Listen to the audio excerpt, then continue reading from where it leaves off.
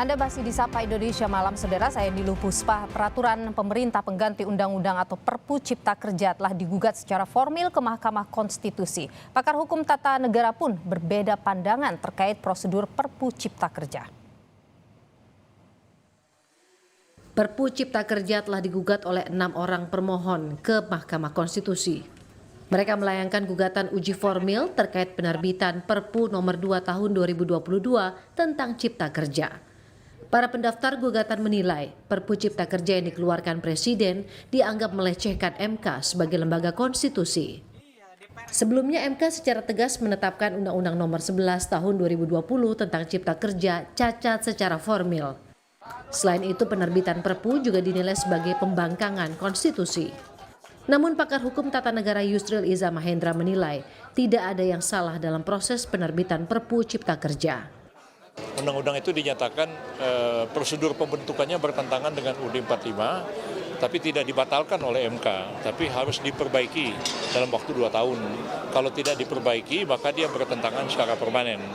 Nah, memperbaikinya itu kan hanya 2 kemungkinan, dengan undang-undang juga, ya, atau dengan Perpu. Kalau undang-undang kan bisa disiapkan DPR, bisa disiapkan oleh Presiden. Tapi kalau Perpu kan Presiden yang mengambil inisiatif. Jadi ihwal kegentingan memaksa yang 3 poin yang dirumuskan oleh MK itu sebenarnya tidak ada yang bertentangan dengan dikeluarkannya Perpu itu. Namun, pendapat berbeda diungkapkan oleh pakar hukum tata negara lainnya. Pakar hukum tata negara Bivitri Susanti menilai Perpu nomor 2 tahun 2022 terkait pengganti Undang-Undang Cipta Kerja cacat prosedural dan akal-akalan pemerintah. Kalau menurut saya sih ini akal-akalan pada hukum tata negara Indonesia. Karena kita bisa lihat pertama bentuknya, kalau saya kira substansi nanti Mbak Mira yang akan lebih paham tuh. Dari proses ya, bahwa bentuknya Perpu aja Mas, itu kita harus kritik betul. Karena Perpu itu wilayahnya berbeda dengan undang-undang biasa. Peraturan pemerintah pengganti undang-undang. Materi muatannya memang sama dengan undang-undang karena itu bisa digunakan untuk menggantikan undang-undang, tapi Perpu itu dibuat untuk kegentingan memaksa, bukan memaksakan kegentingan gitu ya. Jadi kegentingan memaksa ini tidak ada. Dan kita harus ingat para pendiri bangsa ini ketika merumuskan pasal 22 Undang-Undang Dasar itu berpikir dalam konteks hukum tata negara darurat. Jadi kita mesti melihat harus ada situasi yang betul-betul katakanlah kalau perpunya nggak keluar pada hari ini, besok Indonesia akan bangkrut atau akan musnah, ada bencana alam luar biasa, harusnya begitu. Ketua DPR Puan Maharani menyebut surat Presiden terkait Perpu Cipta Kerja sudah diterima oleh DPR. Namun DPR baru akan membahas Perpu Cipta Kerja karena baru membuka masa sidang di awal Januari. Ya, saya sudah waktu itu sudah berbicara dengan Bapak Presiden terkait dengan Perpu Cipta Kerja. Namun kan DPR baru buka masa sidangnya itu tanggal 10 yang lalu.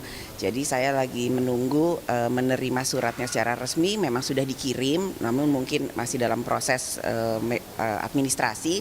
Jadi saya akan tunggu surat tersebut untuk kemudian sesuai dengan mekanismenya harus masuk ke dalam Rapim dan Bamus untuk dibicarakan ke dalam DPR.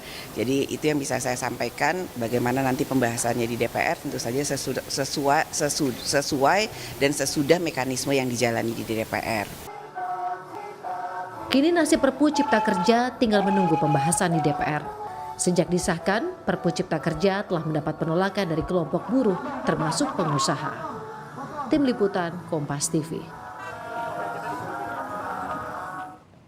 Silang pendapat terkait dengan pembentukan Perpu Cipta Kerja juga menyeret hingga ke wacana pemakzulan. Benarkah Perpu Cipta Kerja ini menerabas putusan Mahkamah Konstitusi? Kita akan bahas, saudara. Sudah hadir para narasumber melalui sambungan Zoom. Malam hari ini ada pakar hukum tata negara Yusril Iza Mahendra, yang juga bergabung bersama kami adalah pakar hukum tata negara lainnya yakni Refli Harun. Selamat malam Pak Refli, Pak Yusril, sehat selalu. Assalamualaikum warahmatullahi wabarakatuh. Ya. Waalaikumsalam warahmatullahi wabarakatuh. Saya ingin ke Pak Yusril dulu. Anda tidak sepakat kalau Perpu ini disebut cacat prosedural. Apa pertimbangannya, Pak Yusril? Ya, MK kan memerintahkan kepada pembentuk undang-undang untuk memperbaiki Undang-Undang Cipta Kerja yang diuji formil tahun 2021 yang lalu untuk jangka waktu 2 tahun. Kalau 2 tahun tidak diperbaiki, dinyatakan dia bertentangan dengan UUD 45 secara permanen. Lalu pemerintah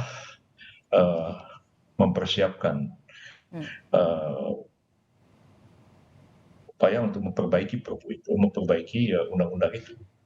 Dan ditimbang-timbang waktunya, pemerintah keluarkan Perpu. Nah, jadi Perpu itu sendiri kan memperbaiki undang-undang yang dianggap cacat prosedur itu. Dan sekarang kalau memperbaikinya itu memang cuma 2 jalan. Tadi sudah saya katakan, ya bisa dengan undang-undang, bisa dengan Perpu juga. Ya Perpunya itu nanti kan harus dibawa ke DPR, dan DPR kemudian akan menilai apakah Perpu itu layak untuk disahkan menjadi undang-undang atau tidak. Jadi kalau keterangannya bahwa ini ada kegentingan memaksa begitu, begini, ya apalagi ditafsirkan kegentingan memaksa itu sama dengan hukum tata negara darurat. Sebenarnya menurut saya 2 hal yang berbeda sebenarnya. Antara hukum tata negara darurat dengan soal kegentingan yang memaksa. Itu 2 hal yang sebenarnya agak berbeda, dan kebetulan saya mengajar mata kuliah itu. Hukum tata negara darurat begitu. Anda melihat situasinya, jadi perdebatkan nggak akan selesai. Anda melihat bahwa situasinya memang ada kegentingan tadi. Ya, kalau ini kan masa jabatan presiden masih tinggal kurang dari 2 tahun.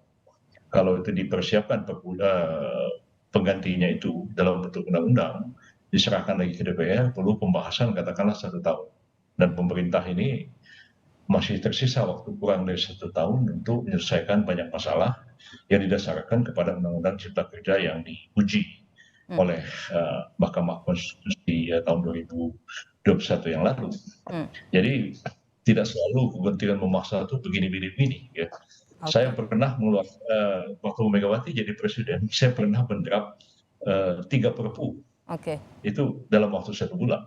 Masalah sederhana terkait dengan Undang-Undang Pemilu tahun 2009 pada waktu itu, ya 2004 ya pada waktu itu.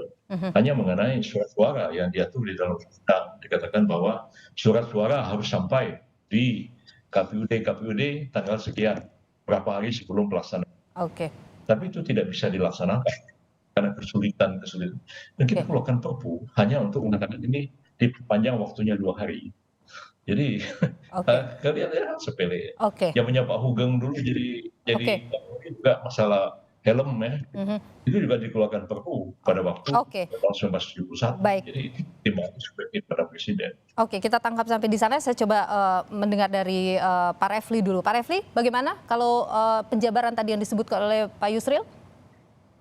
Iya, jadi kalau kita bicara Perpu ini kan ada 2 ya, ada prosedur, ada substansi.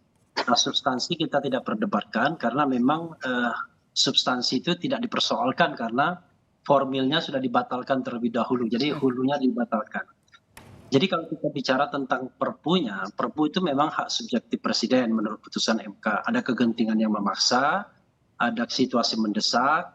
Kalau pakai memerlukan aturan yang ada itu tidak memadai atau bahkan tidak ada sama sekali. Dan kalau pakai legislasi biasa tidak catch up, kira-kira begitu. Nah itu selalu relatif.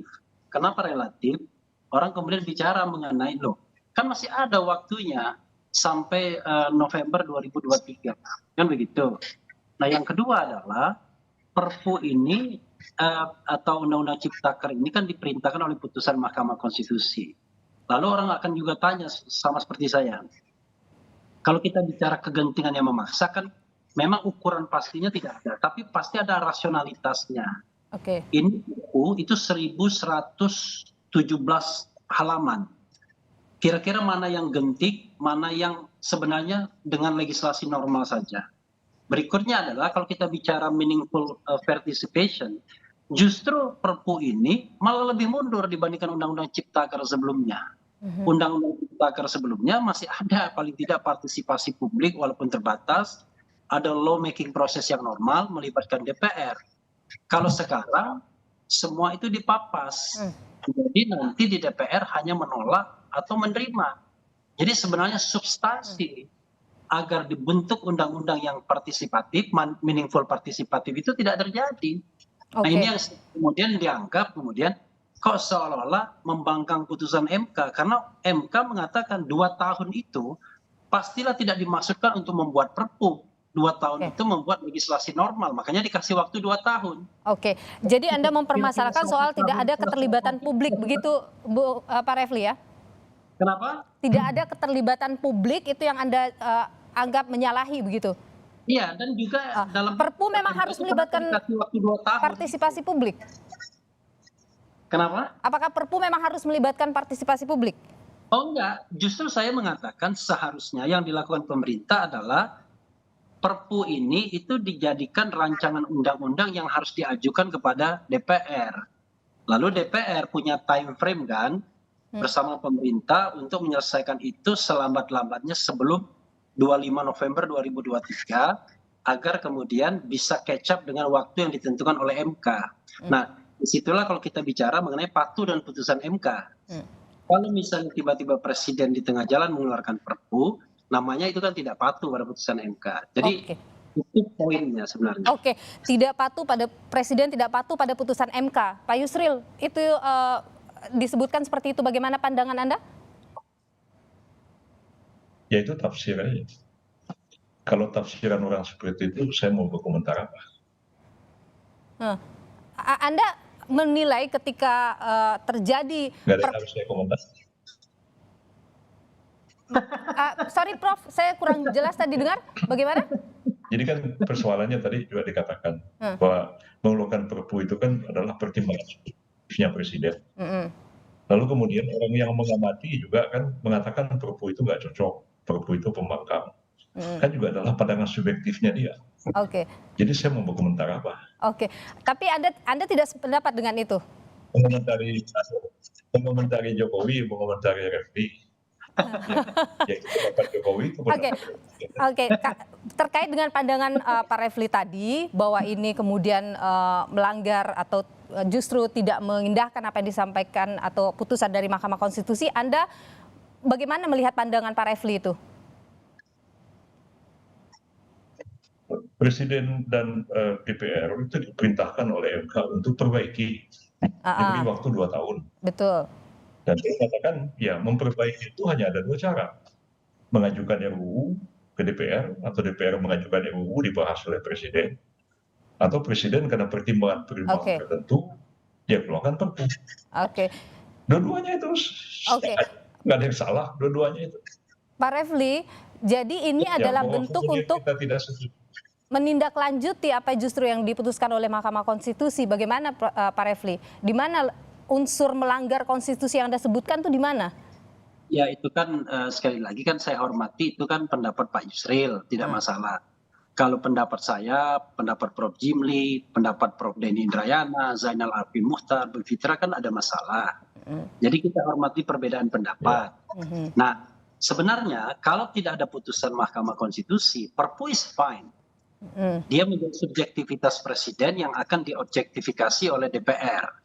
Jadi DPR lah yang akan mengobjektifikasi. Tapi ini soalnya adalah ada putusan MK yang memerintahkan proses pembuatan Perpu selama 2 tahun. Maka kalau kita bicara misalnya perubahan konstitusi yang paling penting, di mana kekuasaan konstitusional pembentukan undang-undang itu dikembalikan atau diberikan kepada DPR, maka kan sesungguhnya kan yang seharusnya diutamakan dalam proses pembentukan undang-undang ini DPR. Karena dia wakil rakyat dan melibatkan partisipasi rakyat dalam proses pembuatannya. Nah, itulah yang kemudian yang dipahami banyak orang. Sehingga kalau mengeluarkan perpu, merasa bahwa ini kayaknya kok tiba-tiba main jalan samping. Apalagi yang diatur ini adalah 1117 halaman. Kalau perpu itu misalnya tadi ngatur soal helm atau apa, justru itu benar. Karena mungkin kegentingan yang memaksa. Sebagai contoh misalnya gini, ada legislasi mengenai kendaraan roda 2 tidak boleh dijadikan kendaraan publik. Sekarang Gojek di mana-mana. Itu sebenarnya udah penting itu sebenarnya. Karena mereka melanggar hukum semua. Nah, ini kita bicara mengenai sebuah framework investasi dalam 1117 halaman. Tiba-tiba kita bicara ini genting semua karena itu tidak perlu partisipasi masyarakat, tidak perlu partisipasi buruh, tidak perlu partisipasi pengusaha yang lain dan lain sebagainya. cukup DPR yang memutuskan, lalu kemudian silahkan kepada Presiden, silakan kepada DPR, iya dan tidak. Oke, dan Itu soalnya ya. Jadi kalau kita bicara hakikat lawmaking proses, ini nggak ada sama sekali proses. Kalau tidak ada putusan MK, fine. Ada objektifikasi DPR. Ini ada putusan MK, itu yang sebenarnya membuat saya berkeberatan untuk mengatakan bahwa ini melanjutkan atau merealisasikan perintah Mahkamah Konstitusi. Oke, saya tahan di sana dulu. Pemerintah juga sudah mengeluarkan statement terkait dengan Perpu ini. Saya hadirkan dulu Bapak-bapak terkait dengan statement yang disampaikan oleh Mahfud MD, Menko Polhukam. Ciptaker itu kita percepat karena itu sebenarnya tidak ada unsur-unsur koruptifnya. Itu semuanya ingin melayani pencepatan investasi. Siapa coba? Itu ingin mempermudah bekerja, malah dalam proses perbaikan itu kita sudah diskusi apa yang diinginkan, masukkan semua, sehingga nanti di Perpu itu sudah dibahas semuanya. Dan saya melihat memang kan reaksinya datang dari akademisi, ya sudah bagus. Saya juga akademisi, mungkin saya kalau tidak jadi menteri ngerti kayak gitu, tapi saya katakan kalau secara teori udah tidak ada masalah, jangan mempersoalkan formalitasnya. Oke, itu yang disampaikan kenapa kemudian Perpu ini harus keluar. Tapi saya ingin tanya begini, ketika sekarang ini digugat begitu ke Mahkamah Konstitusi, Perpu ini digugat, Pak Yusril, apakah Anda menilai gugatan ini sudah tepat diajukan ke Mahkamah Konstitusi terkait dengan Perpu?